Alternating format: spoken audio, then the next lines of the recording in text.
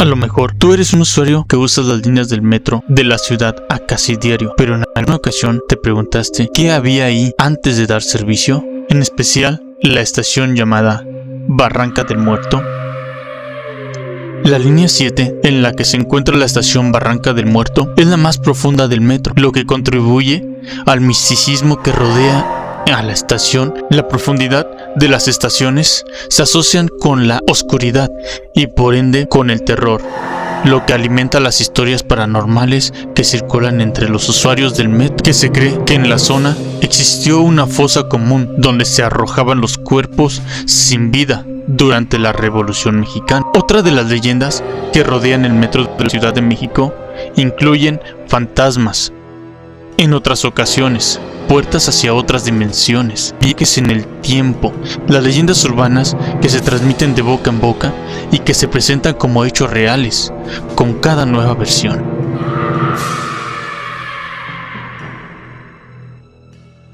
Durante la época de la Revolución Mexicana, la posesión de la región Mixcoac, donde se encuentra la barranca, fue ambicionada tanto por los carrancistas como por los zapatistas. Estos grupos rivales se enfrentaron en varias ocasiones en la zona y las batallas dejaron tras de sí un rastro de muerte. Muchos de los caídos en estos enfrentamientos fueron arrojados al fondo de la barranca, lo que contribuyó a que el lugar se ganara su sombrío nombre. Por los cientos de accidentes de los viajeros con el tiempo, las leyendas sobre almas en pena comenzaron a surgir entre los habitantes de la región.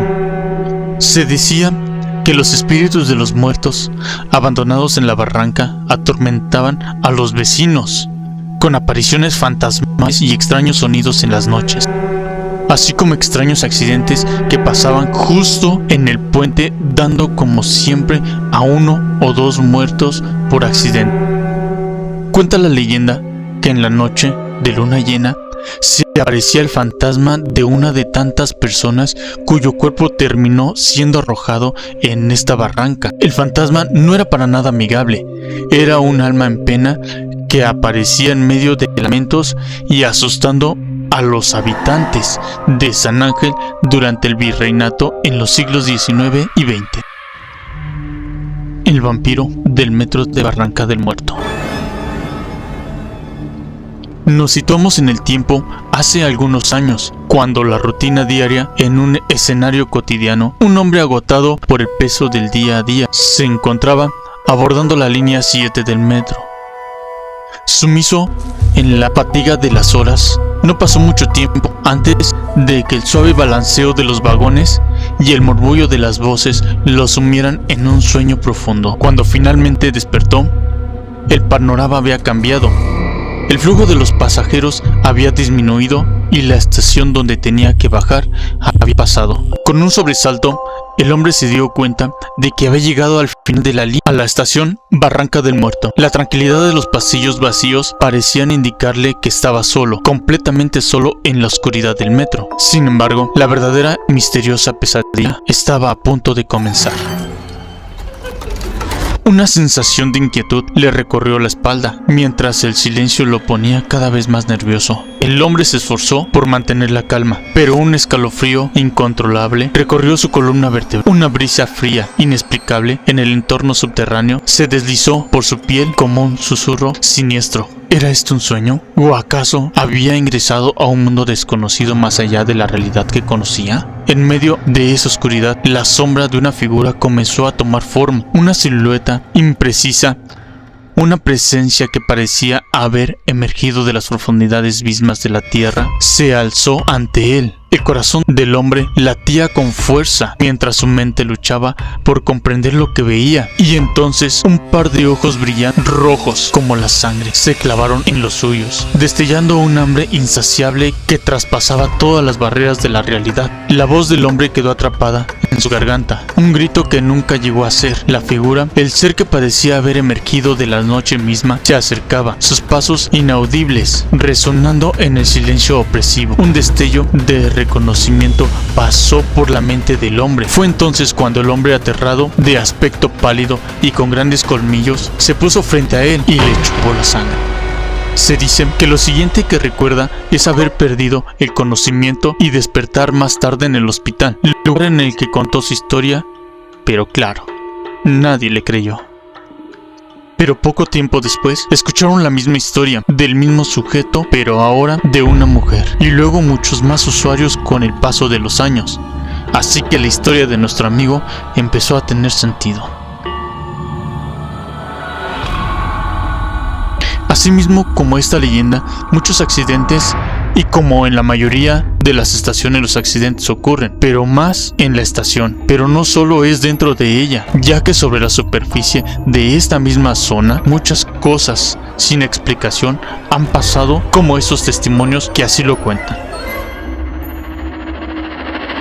Tuve una experiencia en esa avenida. Tuve que caminar por la avenida, pues mi auto ahí se descompuso. Extrañamente se apagó y se quedó sin energía. Empecé a caminar por la avenida Barranca del Muerto y yo claramente sentía que alguien siguiéndome, pero volteaba y no veía nada. Volví a caminar y otra vez esa presencia, o al menos eso sentía. La verdad, iba casi ya corriendo, pues el miedo me invadió. Antes de llegar a la avenida Revolución, vi que unos tipos me vieron algo y se dejaron venir.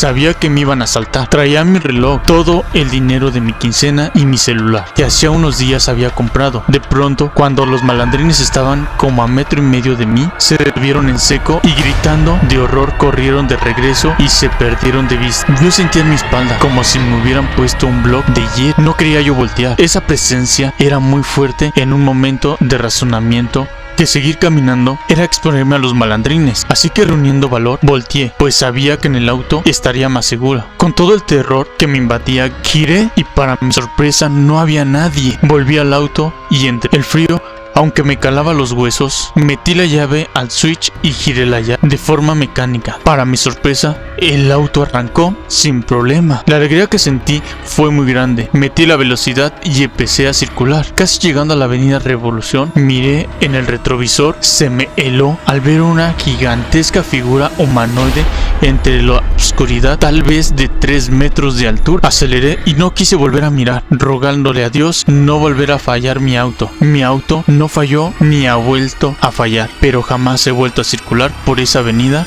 y menos de noche. Néstor Gamer 6493 comenta: yo hice mi servicio en el hospital que está ahí mismo en Barranca del Muerto. Solamente me pasó algo paranormal en el laboratorio del mismo hospital. Era súper temprano, como a las 5 de la mañana. Llegaba a esa hora porque me venía temprano con mi papá, ya que él va lejos a trabajar. Entonces, ya en el laboratorio estaba el de limpieza y un químico. Estuve sentado en la silla cuando, de incremento, escuché mi nombre. Venía acompañado de una voz femenina. No tomé importancia a la primera vez. Después escuché otra vez mi nombre. Sonaba de una mujer, pero venía de atrás del laboratorio, donde estaba oscuro. Fui, y para mi sorpresa no había nadie. Me saqué mucho de onda y les platiqué a mis compañeros del laboratorio y dicen que de repente es normal que te espanten.